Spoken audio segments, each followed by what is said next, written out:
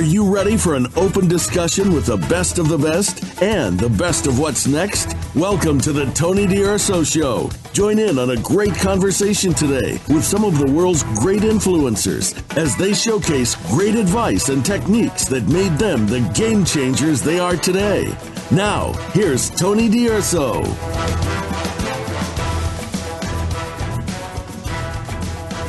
Welcome. Thanks for hanging out with us today. We're going to chat with a gentleman who's at the top of his category that I call an elite entrepreneur. We're going to speak with the king of Schmooze, Cody Lowry. Now, we're all here listening to the show because we want to grow our business. That's a given. And we want to impress our colleagues, clients, and prospects. That's a given. Now, we all use statistics and a whole lot of public relations and media tools and events to do this.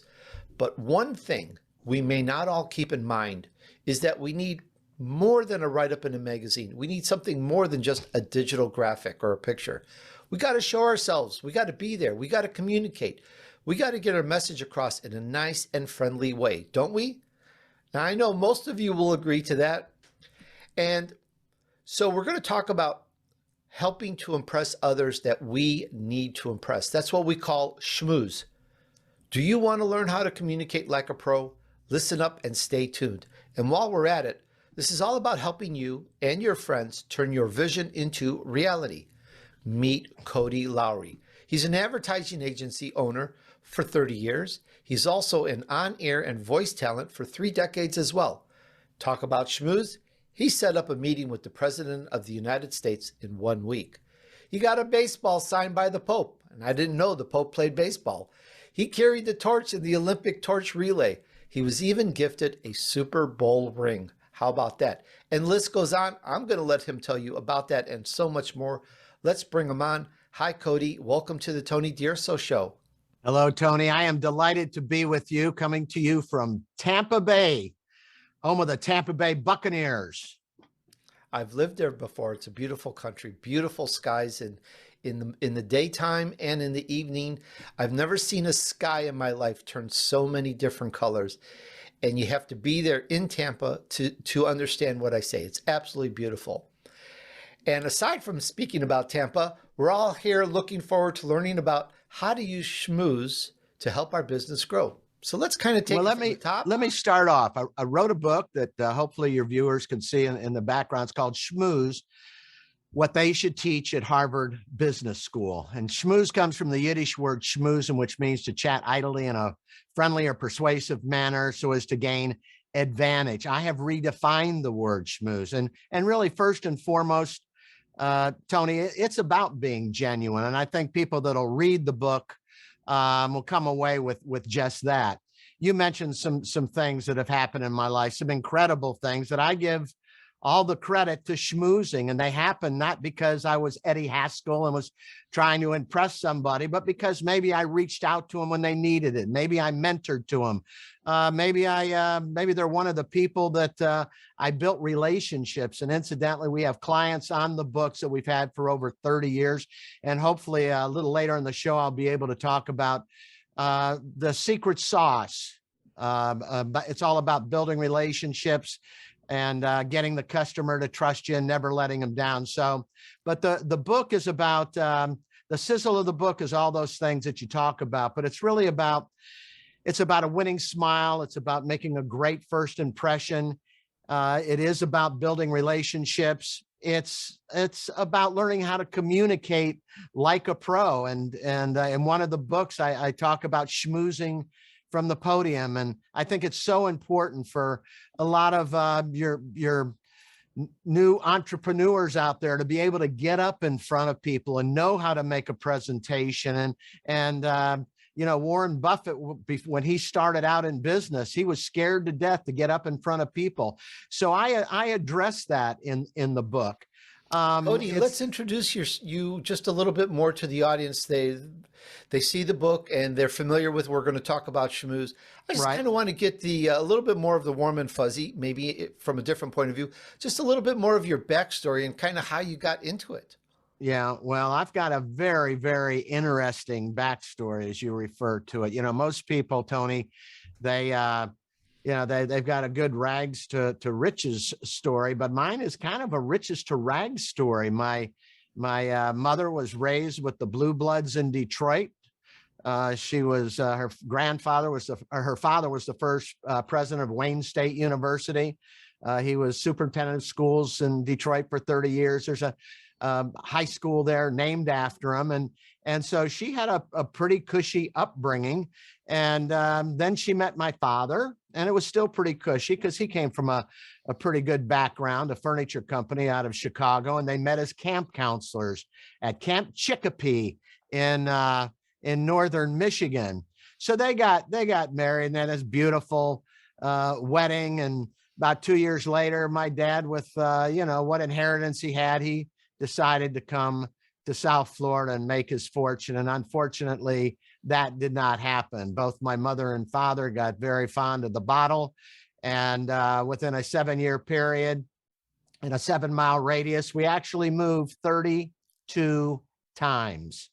I can remember coming home from school with my little brother one day, Tony, and we didn't live there anymore. There were locks on the doors. I can remember actually moving on Christmas Day. And I can remember like it was yesterday, Tony. My mom is all upset. What about the Christmas tree? What about the Christmas tree? And my dad ran into the house, and it's the last thing we took on the back of he threw on the back of a pickup truck was our Christmas tree, with the ornaments and lights and tinsel. I don't know if you remember tinsel, but I do.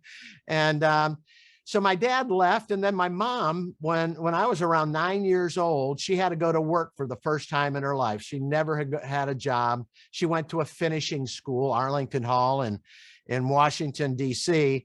And it was, it really didn't prepare her for life. It prepared her for, maybe the social world.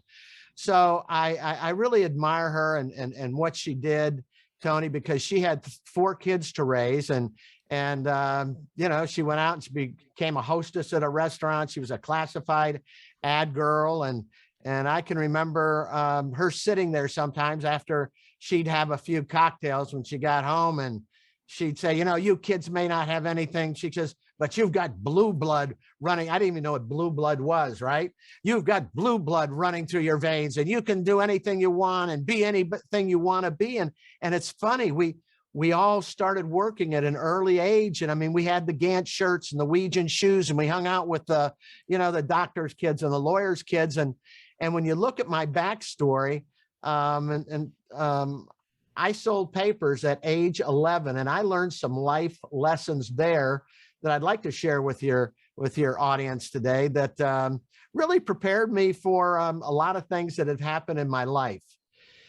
Yeah, I used to sell, I got a job at age 11 selling newspapers for the Miami News. And the Miami News was like the 3rd ranked paper in South Florida. You had the Miami Herald, you had the Fort Lauderdale News, then you had the Miami News. And we lived in Fort Lauderdale, and my beat for selling papers was the Sunrise Shopping Center. And every day after school, I would run over there, and I'd get my 15 papers, and I'd start hawking my papers. So one of the first things I learned was no doesn't necessarily mean no. So if Tony came walking by in a huff and a puff, and I said, paper, sir, and if you ignored me, which I hate today when people ignore me, and you just kept walking by, I'd say, sir, would you buy a paper if I told you where you got your shoes, what state you were born in, and how many birthdays you've had? Well, for a nickel, most people would bite. They'd turn around, they'd look, and I'd say, you got your shoes on your feet, you were born in the state of infancy, and you've only had one birthday the day you were born. So it was a good laugh and a nickel, nobody got hurt. So some other lessons I learned. Saturdays, they used to give me 30 papers, and I took great pride in selling those 30 papers. And, I'd get there in the morning about 9 o'clock, and about, 5 o'clock, 6 o'clock, I would head to the house. And it wasn't just selling papers. I had a lot of fun with my customers along the way. But I got to the paper stand, and the manager got 50 papers for me to sell that Saturday. And I knew that wasn't possible. And I told him that it wasn't possible. And he gave me the Newt Rockney speech. Oh, come on, kid, you can do it. Blah, blah, blah. And next thing I know, I've got this goal. I've got to sell 50 papers today. I got to tell you, that day, Tony, I walked and I talked to more people. I actually talked to several people twice. I was selling the Miami News, the Blue Street edition, and nobody gave a damn if it was the Blue Street edition. Nobody wanted the Miami News. So it was getting close to 6 o'clock. I was getting tired. I had 12 papers left. And I decided that I would go across the street to a Jewish delicatessen called Wolfie's. And it was a booming place, and I'd go over there and sell my 12 papers. So I'm walking across the street, and I almost can't believe what I'm seeing. There is a man selling the early edition of the Sunday Miami Herald, and he's got the Herald stacked up to the awning. Now, I must tell you that the Miami Herald at the time, and perhaps today, was bigger than the New York Times. It was about 2 inches thick, and it was like 50 cents at the time. And my paper was, the late edition of the Blue Street Miami News was a nickel. So if I'd been a little smarter, I probably would have not decided not to sell papers in front of Wolfie's. This guy couldn't give them away fast enough. He didn't have to say a word. But what I did is I decided to give it the old, college try. And I started hawking the Miami News, and everybody that came out of the restaurant got an enthusiastic Miami News, Blue Street edition. Well, I couldn't get people to look at me twice, And so I was just about ready to hang it up. And a guy comes blowing out of the restaurant. And he goes almost running, and I go, Miami News, sir? And he ignores me. Remember, I don't like to be ignored. So I go running after him. Sir, would you buy a paper if I told you where you got your shoes, what state you were born in, how many birthdays you've had? Tony, he turned around so abruptly, I thought he was going to hit me. And then he looked down at me, and he said, son, how many papers do you have left? And I said, sir, I have 12 papers. He said, that's exactly how many I want. And then I want you to go home. So I learned, obviously, I learned all about persistence and staying in the game. But I also learned something that stayed with me my whole life. And I'm happy to share with you later how my kids have taken on this characteristic. But one moment for a station identification here. Okay. We're speaking with the king of Schmooze, Cody Lowry, and you can find him at mrschmooze.com, and I'm going to spell that. That's M-R for Mr. M-R. Schmooze is SCHMOOZE.com, mrschmooze.com. Cody, this is an amazing story. You're talking about you just sold 12 papers and you gave the guy your schmooze. I still want to find out how you learned that schmooze was effective, but I know you're going there. I'm going to give it back to you. You sold your 12 papers. What happened then? Yeah. So the lessons that I learned there, I mean, they're lessons for life. And one, and it's throughout the book, Schmooze, and that's reaching out to the less fortunate. And, as I said, my kids have taken on this characteristic. They're involved in all kinds of charities, and I'm very proud of that.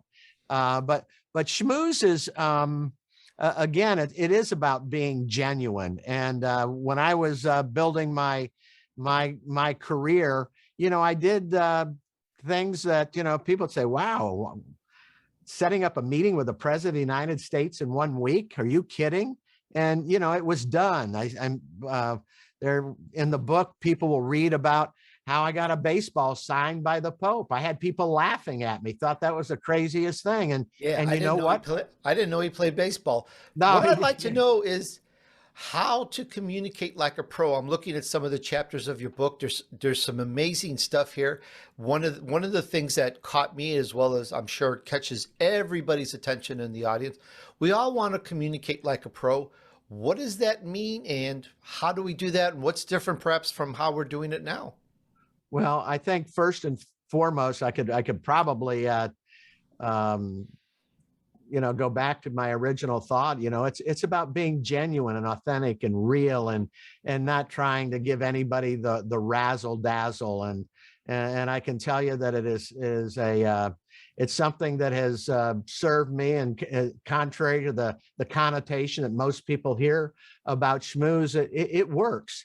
When I talk about the secret sauce and building relationships, and we've got clients on the books that we've had for 31 years, and when you look at the different elements of that, building the relationship, getting the client to trust you, and then never letting them down, a lot of that answers your question. When you talk about building the relationship, so most people think, well, it's going to take me a month, 2 months, 3 months. People start making a value judgment about you in the first 45 seconds that they meet you, and they're making a decision on whether they, want to do business with you or whether they like you.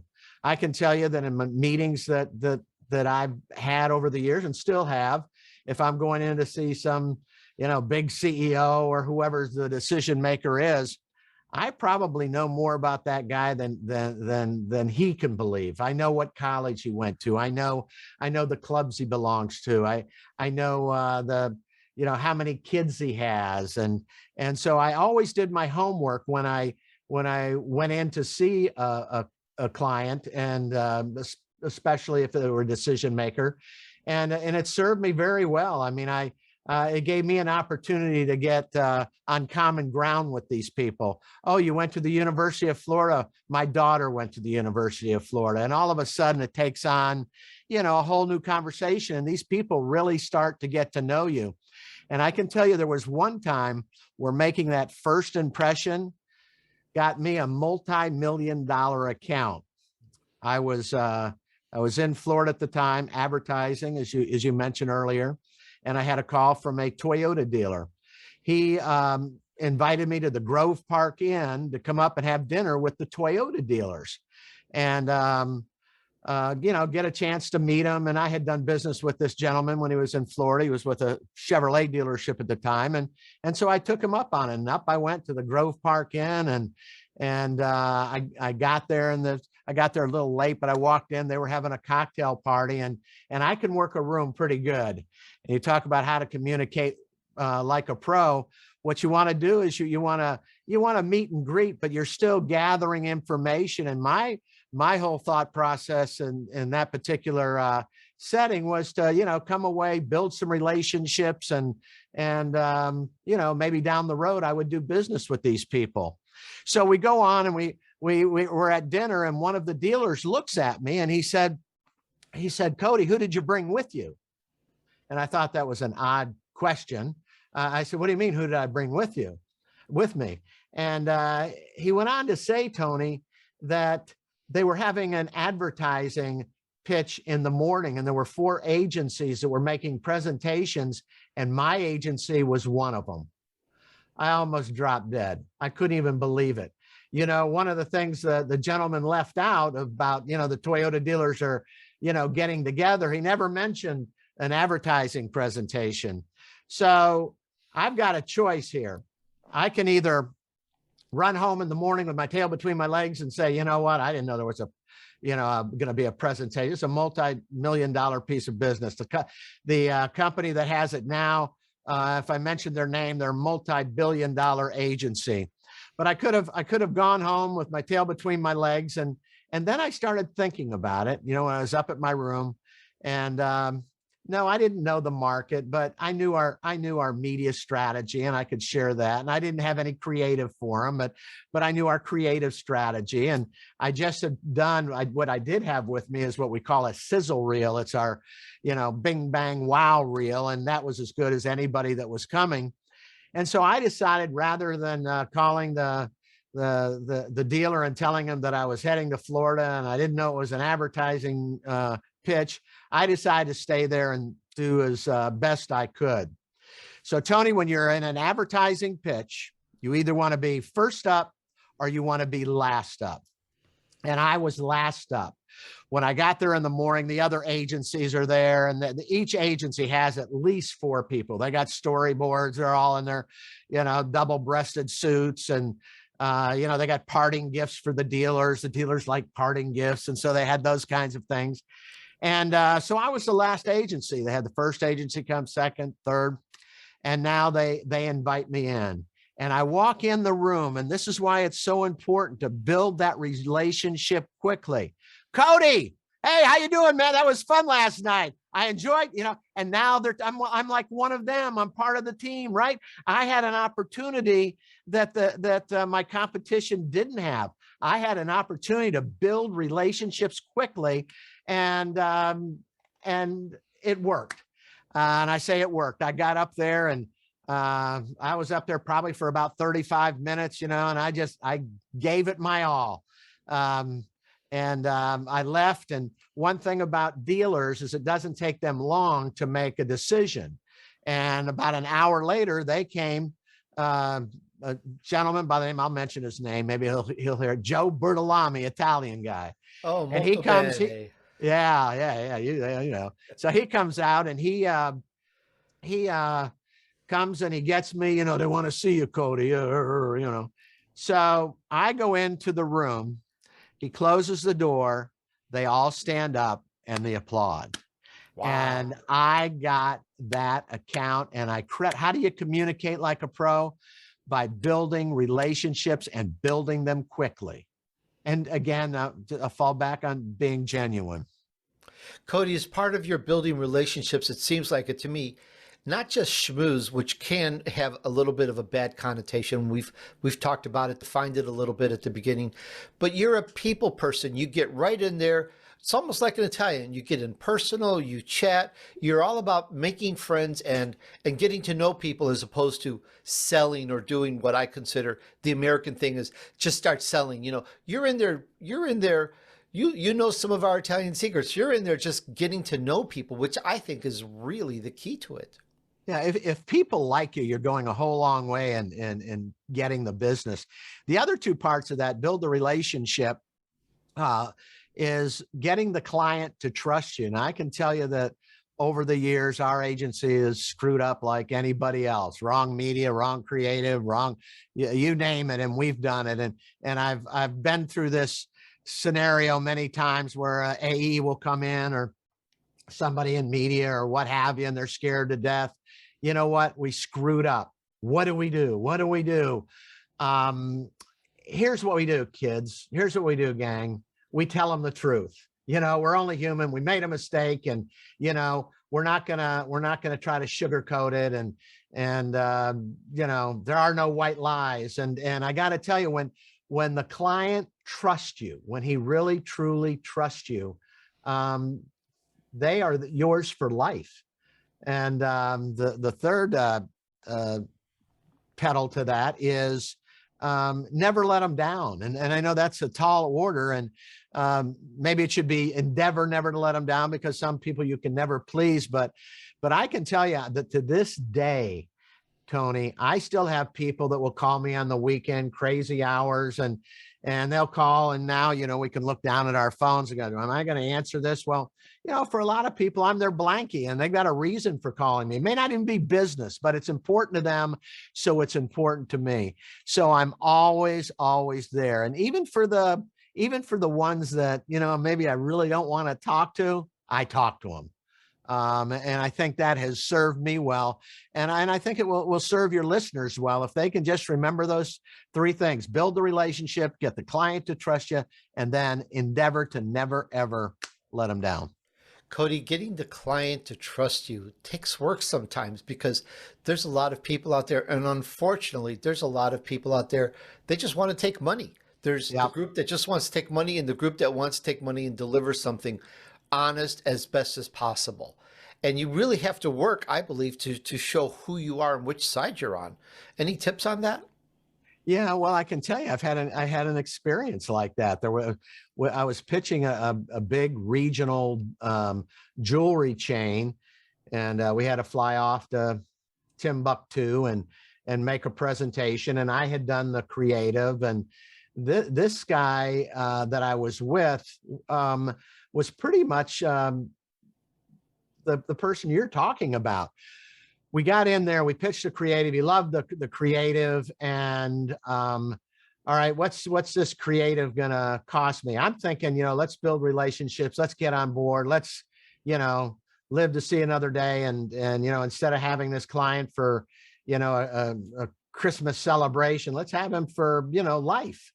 And so I quoted him off the cuff some pricing, and it was thousands upon thousands of dollars less than what this other gentleman thought it should have been. And the reason that he was even there, it was his lead. He knew the CEO or whatever. And we got in the biggest argument coming back. And yeah, there's a lot of people out there. It's all about the money. And you know what? If you follow your heart and you follow your passion, the money's going to be there. The money shouldn't be first and foremost with any undertaking. I like that a lot, because I think that's how it has to be, is the relationship first and the money just follows, especially if you can show that you can produce a good product and service. That's really refreshing. Now, should we really teach this in schools? Because they've got a whole different paradigm and model and everything else going on. Well, Nito Quibane, my good friend, president of High Point University, and wrote the foreword to Schmooze.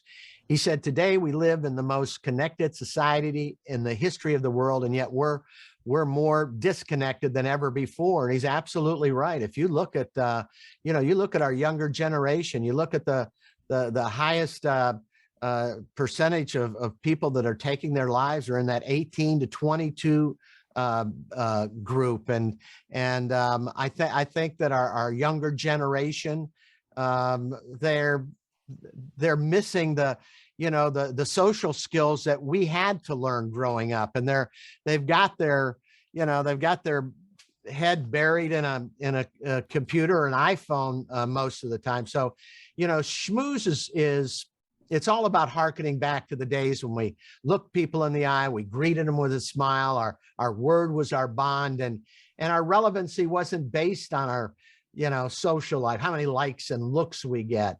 And so, yeah, I think today more than ever before, it should be taught in not just Harvard, but every other college for that matter.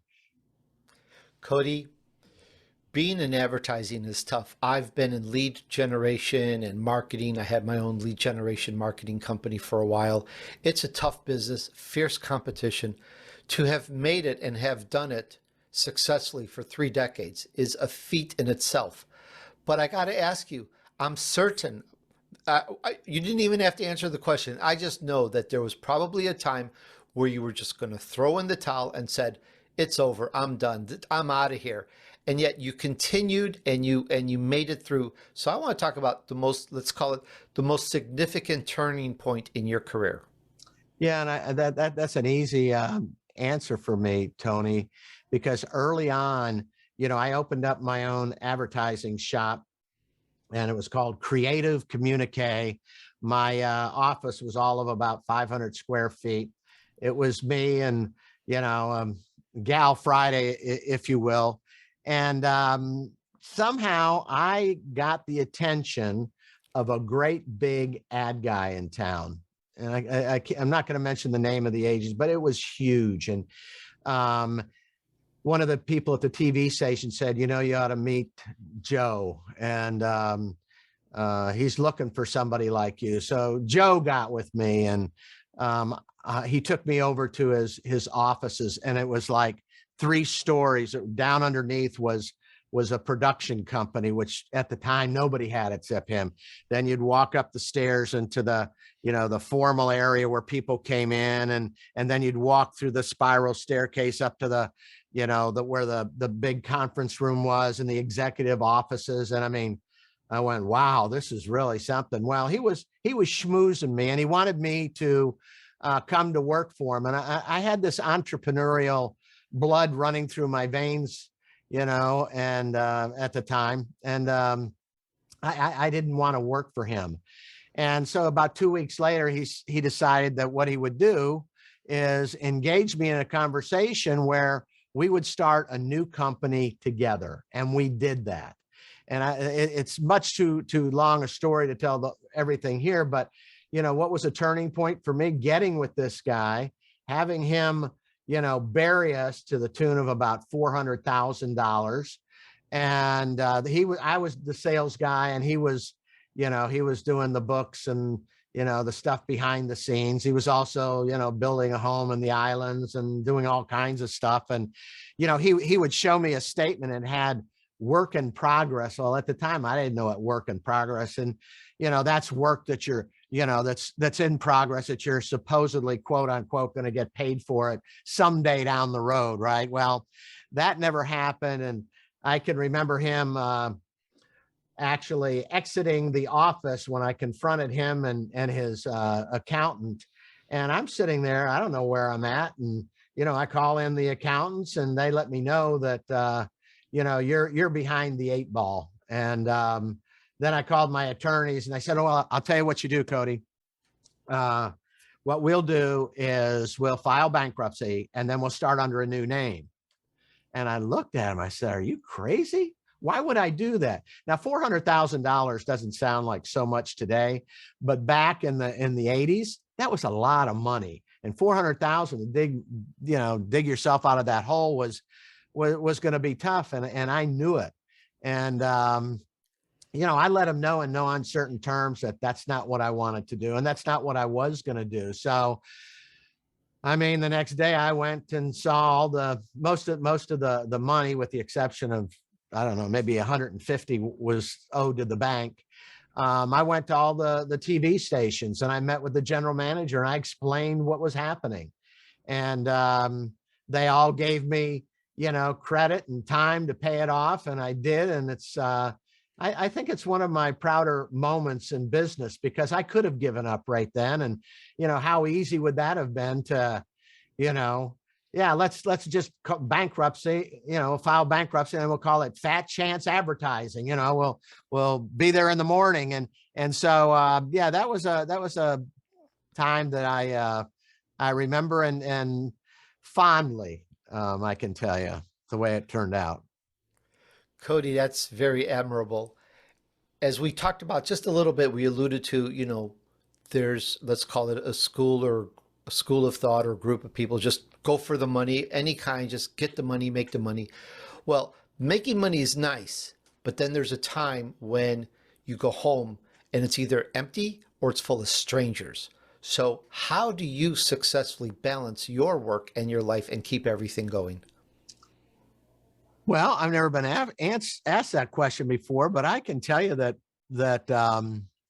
it's kind of easy for me, because my best friends and my wife's best friends are also our clients. So they all kind of meshes together, one big happy family. And we travel together, we go out to dinner together. With that said, I have several friends outside of my business realm, but for the most part, I mean, my best friends are in media, or they're clients. So it's kind of easy for me. Cody, I've got to ask, what's the best schmoozing you've ever done? I think the best schmooze, and you know what? In the front of the book, I talk about setting up a meeting with the President of the United States, getting a baseball signed by the Pope, being the recipient of a Super Bowl ring from one of NFL's Hall of Fame coaches, carrying the torch in the Olympics. One thing that isn't part of the sizzle is something that's in the book. And wherever I go, I just was out in Scottsdale doing a talk, and everybody wanted to know about Saturday Night Live. That is one heck of a story about persistence. Earlier in my career, I did stand-up comedy, and when I started out, when I was starting out, you really didn't work comedy clubs. You got an honorarium or you didn't, and you kind of had to learn your craft by, going into different comedy clubs if they'd have you, and just, getting up and doing a set or two. So my wife and I had decided that we were going to move to Las Vegas. We spent a lot of time thinking about this, and I was getting started. I was getting some gigs and what have you. And I told my wife, we've been to Las Vegas and we talked to, a top comedian out there that was actually opening shows for, some pretty big name stars. But I said, I got to go to New York and really kind of see what that's all about. So I took off for New York. I didn't have a lot of money. I stayed at the YMCA by the United Nations, which is, not the Four Seasons. And I started hitting the street. I went to Catch a Rising Star and the Improv and wanted to see what that was all about. The audience, frankly, they seemed a little too hip for me. But one night I went to Catch a Rising Star. And, I told the guy who I was from Tampa, Florida, and, he put me on the list. And I actually played at the hottest comedy club in the world at the time. And really, I hadn't paid my dues yet, to be real honest with myself. But I got out there and, I made it happen. So the next day I think, well, I got a couple of days here. I'm in New York. I know. I'll audition for Saturday Night Live while I'm here. It's like, I know. I'll get a haircut tomorrow. For that to come to my head. And the number one for me to actually believe that I could make that happen, and I did believe it. And so I started to make it happen. And I called the show and I asked who was in charge of talent. His name was John Head, an English chap and nice gentleman. Believe it or not, Tony, they put me right through to this guy. And Mr. Head, my name is Cody Lowry, and I'm from Tampa, Florida, and I really want to audition for the show. I'm only up here a couple days more. And I said, I think I got something that you like. And he said, tell me more. And I said, Jimmy Carter is running for president, and I do a great Jimmy Carter. My name is Jimmy Carter. Always tell the truth. If ever tell a lie, I grow another tooth. And so anyway, I get his attention, right? He said, Cody, give me a call tomorrow and yada, yada, yada. So I called him tomorrow, and now, reality starts to set in. I'm sorry, Mr. Head is not available. I'm sorry, Mr. Head is at lunch. I'm sorry, Mr. Head is with somebody right now. I'm sorry. And now it's driving me nuts, right? So that night, I'm thinking, well, you know what? And this is before the advent of cell phones. People had a home phone, and most of us were listed. And I said, well, maybe he's listed. So I call him up, or I find him in the book, call the information, I get him, and I call the number. It must be 6 o'clock, 7 o'clock. He answers the phone. I recognized his voice. And I said, Mr. Head, this is Cody Lowry. And there is a pause on the other end of that phone. He goes, you are amazing. And I said, well, I'm only in town. Hey, listen, come by tomorrow. And he gave me a time to come by.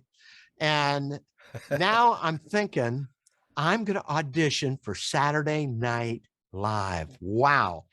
Next day, I get to Rockefeller Center, and I'm going up the elevator, and I'm starting to get nervous for the first time in my life, right? I mean, I'm really nervous.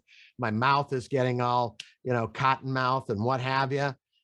But I got to tell you something, Tony, that elevator opened, and I started looking at the pictures on the wall, Bellucci and Radner and so on and so forth. And all of a sudden I felt a calmness, like, this is where I belong. And I went up to the receptionist and I said, Cody Lowry here for Mr. Head. And she said, yes, he's expecting you. And she ushered me off to a room. Wasn't really a stage. There was like a platform, and I was waiting around. He came in, just a nice gentleman. And he said, well, get up there and show me what you got. So one of my surefire pitches at the time was a fast sell on vasectomy. I'd done it in college, and then I'd done it with some younger groups, when I was performing. And it was a fast sell on vasectomy. Are you tired of using those same old contraceptive measures? You know, the ones that are so tiresome, burdensome, usually carry with it some degree of risk. What's a frustrating couple to do? Why not do what so many Americans are doing and turn to that one sure way to rid yourself of those pesky little creatures? Vasectomy, friends. Yes, vasectomy.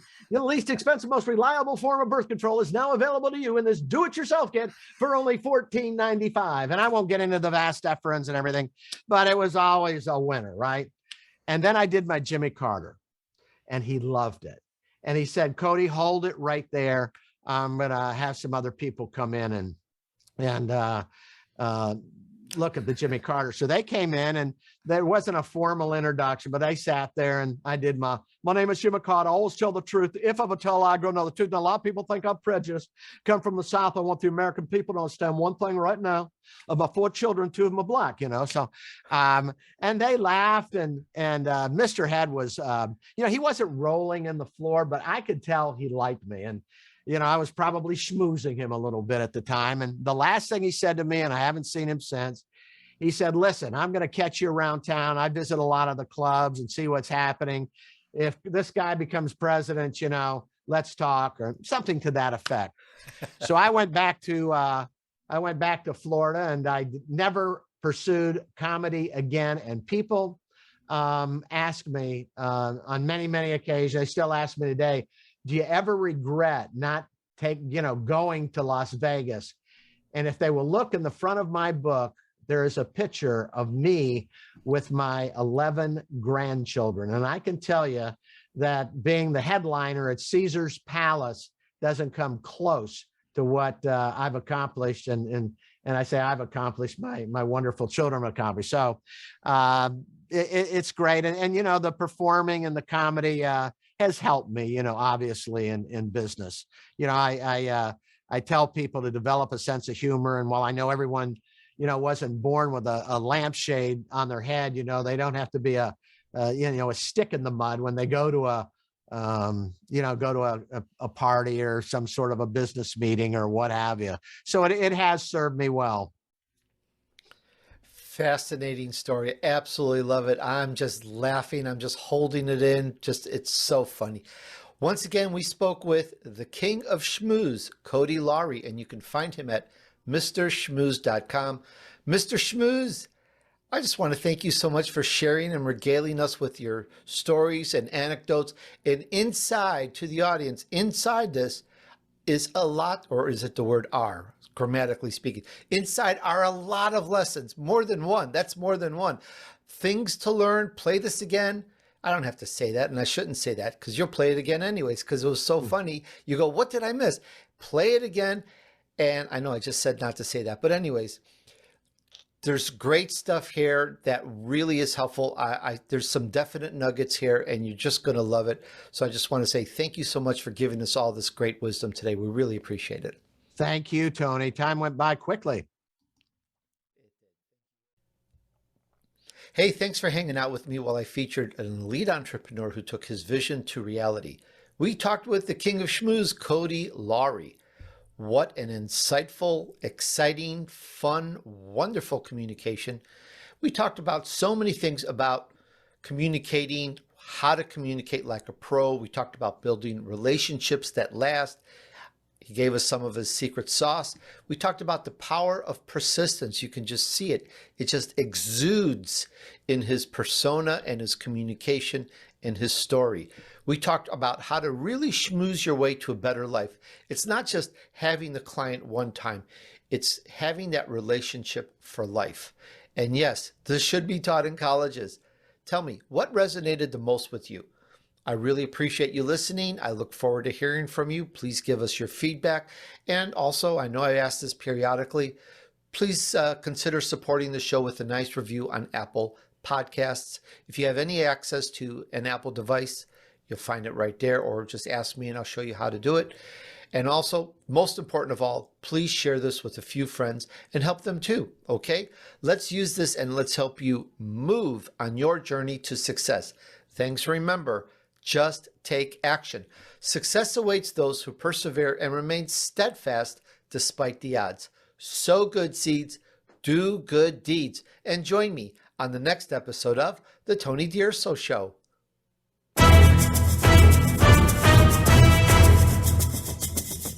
We hope you've enjoyed this week's edition of the Tony DUrso Show with his key influencers. Be sure to tune in again next Friday at 5 p.m. Eastern Time, 2 p.m. Pacific Time on the Voice America Influencers channel.